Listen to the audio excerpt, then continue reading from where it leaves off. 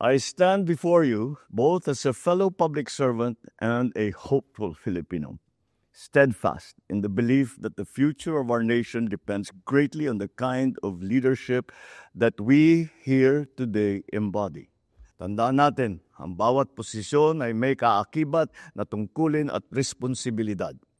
Responsibilidad na itaguyod ang makabuluhang pagbabago sa inyong mga lalawigan. Amidst the challenges affecting our institutions, we must remain firm, uncompromised, and united in fighting corruption. The unscrupulous abuse of power and greed must come to an end. Dismayado ang maraming Pilipino dahil sa mga patong-patong na isyong lumulunod sa kanila araw-araw. Our people are exhausted. They are disappointed. They are angry. And as I have said before, their rage is valid.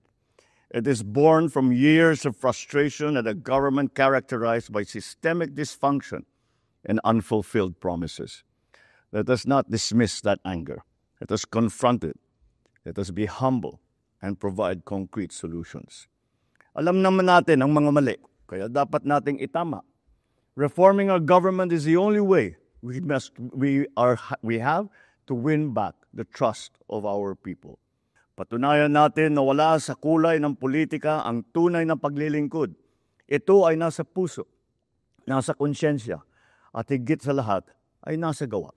So if we truly believe in a bagong Pilipinas, then we as leaders must be the very examples of a bagong Pilipino. Tapat, disiplinado, at may tunay na malasakit para sa bayan.